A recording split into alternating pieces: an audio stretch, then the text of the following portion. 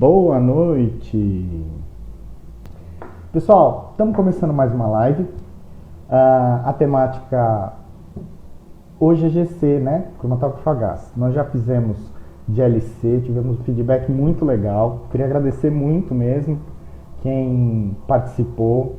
Queria agradecer quem viu nossa enquetezinha aí no Stories, né?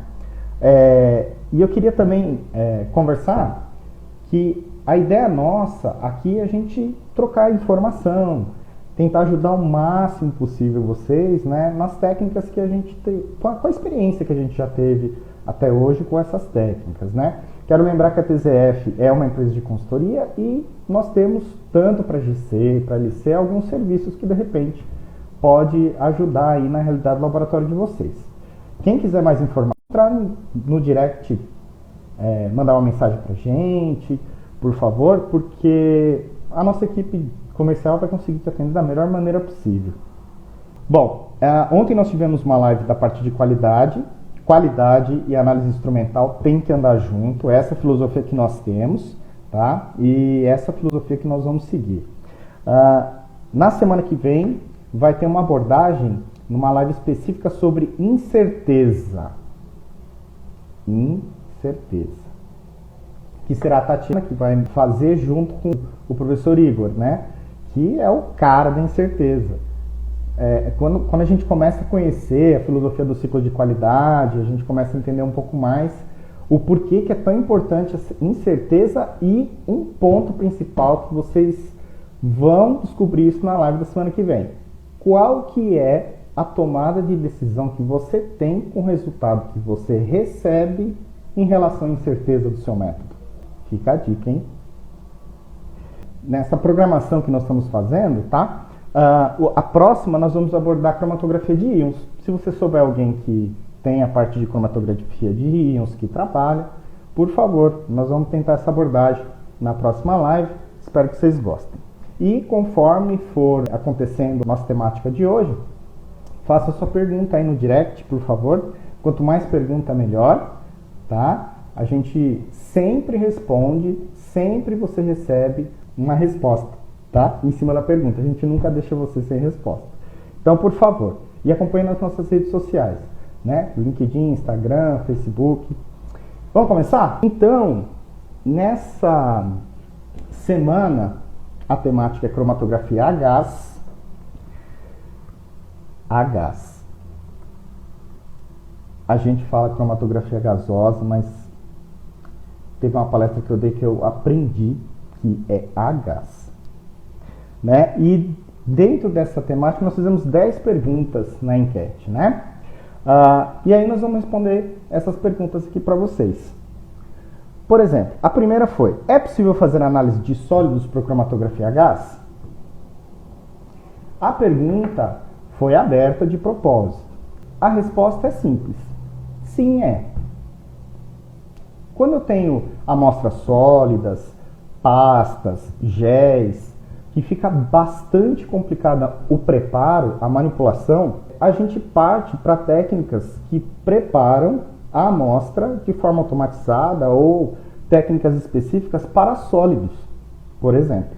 Se a gente utiliza uma técnica chamada Headspace, eu posso trabalhar tranquilamente com amostra sólida. Inclusive, a gente até recomenda, partindo do princípio que os seus compostos sejam completamente voláteis, né? Então, por exemplo, análise de solo, a gente, para voláteis em cromatografia a gás, nós fazemos introduzindo o solo através do Headspace, né? Na cromatografia a gás, propriamente dita. Tem uma análise que é muito legal, muito legal. Quando a gente compra um carro novo, a gente gosta do cheirinho de carro novo. Você sabia que isso é analisado? Pois é. E as amostras normalmente analisadas são sólidas. Tem uma norma específica para isso. A ideia do controle dos compostos voláteis, né, é ter a especificação máxima, né, mas as peças do carro, todas as partes, né, elas são introduzidas diretamente no equipamento, através do sistema de amostragem que a gente chama de Headspace, que é uma técnica específica de Headspace. Segunda pergunta que nós fizemos na enquete. É possível introduzir amostras aquosas diretamente no GC? Essa também é uma pergunta bem aberta. Quero agradecer que a gente teve bastante resposta. E sempre a gente usa o depende, certo? Nesse caso aqui. Se nós temos o mesmo sistema que eu comentei para os sólidos, de headspace, nós podemos introduzir essa amostra, ok? Aquosa. Obviamente que não será uma introdução direta. Pegar a amostra aquosa diretamente e injetar no equipamento não é legal em cromatografia a gás, ok? Então a gente não recomenda. Para essa amostra de água ser injetada, né, para essa amostra aquosa ser injetada, eu preciso de uma etapa antes de preparo. Essa etapa antes, basicamente, o nosso objetivo é conseguir extrair os meus compostos orgânicos desta fase aquosa. Assim que eu conseguir fazer este tipo de extração, onde os meus compostos migraram da fase aquosa para a fase orgânica, aí sim eu consigo injetar a minha amostra na cromatografia a gás. Existem poucos métodos que preconizam amostras parcialmente aquosas, mas eu tenho que tomar uma série de outros cuidados, tá? Um dos cuidados que eu tenho que tomar é porque o filme que eu tenho na coluna de separação da cromatografia a gás, ele é líquido também. E existe uma série de complicações, dependendo da característica desse filme, né? Quando eu injeto água, por exemplo, né? A água ela vai estar em estado vapor, ela pode interagir com esse filme, ela pode arrastar, enfim. Então, a gente tomar muito cuidado para injetar diretamente a água no equipamento, né? São aplicações muito específicas. A recomendação é trabalharmos com etapa de extração, de preparo, né, de extração, num primeiro momento, e num segundo momento com headspace, se for aplicável, dentro dos compostos de interesse que você queira analisar. Bom, a terceira pergunta que nós tivemos é: qual o volume ideal de injeção das amostras na técnica de GC? Eu brinco que para GC parece que tem um volume ideal universal. A maioria dos métodos que você chega, ou ele está com 1 microlitro, ou ele está com 2 microlitros. Né? Se a gente quer mais sensibilidade, a gente bota 2 microlitros de amostra. Senão é 1 microlitro sempre. Então, essa questão é comum, né? No entanto, que a gente colocou justamente para discutir. Quando a gente fala de volume ideal, eu preciso considerar algumas coisas. 1 microlitro, de repente, está bom para uma situação, mas você pode melhorar, como 1 microlitro pode estar a mais, né, do que o permitido, o recomendado. Vou dar um exemplo. De acordo com o sistema de injeção no cromatógrafo a gás, que nós temos aqueles injetores tipo split ou splitless, nós vamos falar disso já, eu tenho um dispositivo dentro do injetor chamado liner, tá? Liner. Esse liner é um bulbo de vidro, praticamente, uma explicação bem inicial, né? Bem para tentar entender uma analogia.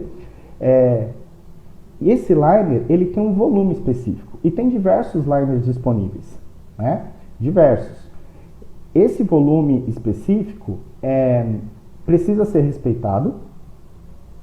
Porém, quando você injeta 1 microlitro de amostra de vapor num GC, ele é um cromatógrafo a gás, ele precisa que a amostra esteja vaporizada ou no estado gás, certo? Então, o dispositivo de injeção, quando eu injeto 1 microlitro de amostra, esse 1 microlitro ele vai expandir dentro do injetor. Ele tem que virar gás, tem que virar vapor, tá?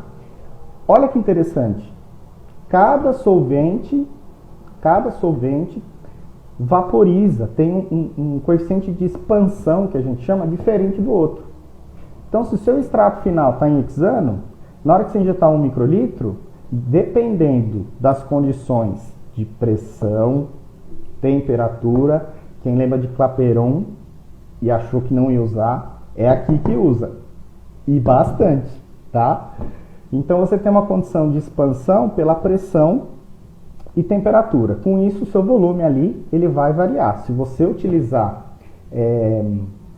um hexano, se você utilizar uma acetona, se você utilizar um diclorometano, se você utilizar um DMSO, cada um desses solventes vai ter um fator de expansão diferente. E a regrinha é que eu não posso superar os 100% de capacidade de volume de vapor que o meu liner tem. Então, quando a gente fala de volume ideal de injeção, nem sempre 1 microlitro resolve. Nós precisamos fazer uma continha. Olha que legal, a maioria dos fabricantes de equipamento, eles ou tem isso embutido dentro do software, tem um amigão que está aqui, que é um dos que trabalha num deles, e eles têm, e é muito bom. É sensacional. Enfim, ou está embutido no software, ou então, quem tiver interesse, tem sites, né, que calculam isso para você. Você escolhe o tipo de liner e ele calcula de acordo com o solvente, de acordo com o volume, das condições de injeção, de injeção inicial do injetor propriamente dito, né? E aí, se você estiver buscando sensibilidade, de repente 1 microlitro não atingiu 100% de volume de vapor na hora da vaporização no liner. E se você está com excesso, se esse 1 microlitro na hora da expansão excedeu o volume do liner, a gente pode ter alguns efeitos, como por exemplo, isso vai estar relacionado a uma pergunta que foi feita para a gente aqui, no final a gente vai discutir. Isso pode estar relacionado com, por exemplo, recuperação do seu método. Por quê? Porque a passagem do estado líquido na hora da expansão da vaporização não foi uniforme. Não foi uniforme. A gente jogou mais coisa do que aquele espaço comporta. Então, a fase líquida vira fase vapor, porém, como não tem mais espaço para expandir, fica uma briga. A líquida quer virar vapor e a vapor quer continuar o trajeto para dentro da coluna. Então, a gente tem que ter esse cuidado, tá? A quarta questão, qual tipo de injeção no GC você utiliza hoje? A gente deu duas alternativas, né? Injeção tipo split ou injeção tipo splitless. Vamos entender. O que acontece? Normalmente, quando eu trabalho com teor no GC, vamos usar aquele mesmo raciocínio que nós usamos para a cromatografia líquida, né? Então, quando eu trabalho com teor, ou seja, o analito de interesse, ele está numa concentração extremamente confortável, normalmente a gente parte para o split. E lembre-se que a gente precisa analisar esse analito no volume de vapor, tá? A conta tem que partir do volume de vapor, não do volume de injeção, caso a amostra esteja líquida. Se nós trabalharmos com headspace, essa amostra já vai estar gás, né? Então a gente já vai estar vaporizada bonitinho, é aquele volume mesmo que a gente pode utilizar para o cálculo, tá? Mas se eu tenho esse componente com uma concentração confortável, né, altos ppms, porcentagens, etc., normalmente a gente usa o método de split, ok? De split. Agora, quando eu quero baixas concentrações, trabalhar com alguns tipos de impureza e obrigatoriamente trabalhar com resíduo, nível bem baixinho, a gente opta por trabalhar por splitless. Para quem está entrando em contato com esses termos inicialmente, né, o split são injeções de amostra com divisão, ou seja, uma parte da amostra vai para o sistema, outra parte da amostra é descartada. E splitless, que não tem esse tipo de divisão. Eu quero aproveitar o máximo da massa de vapor que eu gerei ali dentro do liner, porque eu preciso de sensibilidade, né? Eu preciso que o meu método atinja certos limites de quantificação, tá? Então, é assim que a gente trabalha. Normalmente, a gente separa impureza e resíduo em splitless e teor em split, tá? Sempre levando em consideração a massa de expansão de vapor. A quinta pergunta foi bem interessante, né? A quinta pergunta foi assim, ó. Você tem dificuldade para instalar colunas capilares no GC? Pessoal, O advento da coluna capilar ajudou muito, mas ajudou muito na cromatografia a gás. Facilitou uma série de processos, de análises, abriu chance para um monte de coisa que nas colunas empacotadas a gente não tinha, limitação de tamanho, o fator L, enfim. E a coluna capilar hoje ela é feita de poliamida por fora, né? E no início, quando você dá de cara com cromatógrafo a gás, né? Cheguei no laboratório, parabéns, tá aqui um cromatógrafo a gás. Vixe, nunca vi, nunca mexi. O que mais assusta é o bendito corte da coluna na instalação. Isso é o que eu mais sinto nas capacitações que a gente dá, né? O pessoal que entra em contato pela primeira vez está lá e fala, ai meu Deus, e fica tremendo assim, ó, para fazer o corte, para colocar as peças, entender a sistemática. Assim, primeira vez que você fizer, vai dar tremedeirinha? Vai, mas depois a gente acostuma, né? Existem algumas facilidades. Então, por exemplo, você utilizar um septo para fazer as marcações de distância, porque cada fabricante pede uma distância no injetor, cada fabricante pede uma distância no detector, tá? Se você utilizar um septo para te ajudar nessa marcação, tudo fica mais tranquilo. E outra coisa, eu recomendo calma, porque quanto mais nervoso você fica, mais você treme. E às vezes para ajustar lá na entrada do injetor no começo que a gente não está acostumado, o pessoal fica, né? Então, recomendo respire, reveja bonitinho e com o tempo você vai tendo essa habilidade de conectar a coluna, tanto no injetor quanto no detetor. Sempre verifique a especificação do seu fabricante. Outra coisa, hoje tem uns conectores que a gente apelidou de borboletinha, tá? As borboletinhas são hiper práticas. Um dos fabricantes que faz a borboletinha fabrica para todas as marcas, tá? Fica muito mais tranquilo de se trabalhar, é uma borboletinha de aço inox, se aperta praticamente com a mão, pode ter um final de aperto com chave, mas o jeito de pegar é muito mais tranquilo, muito mais simples, tanto para o injetor quanto para o detetor, tá? É disponível para os detectores tradicionais e é disponível para os espectrômetros de massa também. Então, se você ainda tem essa dificuldade aqui, experimenta essas borboletinhas, tá? Quem quiser e tiver interesse em mais informações sobre esse tipo de conexão, manda um direct pra gente, que a gente manda todas as informações certinho, tá? A nossa sexta pergunta foi interessante, né? Qual ou quais são os detectores que você utiliza no seu cromatógrafo a gás? A maioria aqui deu detetor de ionização de chama, que é o famoso FID, né? E o detetor de espectrometria de massas, né? Tivemos alguns feedbacks de detectores específicos, como ECD, NPD, PFPD, PDHID, né? O que acontece é que é uma tendência no nosso mercado hoje, né? O FID tem, assim, uma aplicabilidade maravilhosa, né? Como ele é sensível a hidrocarbonetos, e a maioria das coisas que nós analisamos é hidrocarboneto, o FIDão é hidrocarboneto, lógico, ele tem uma característica específica e uma certa universalidade, porque o ambiente orgânico é carbono e hidrogênio, certo?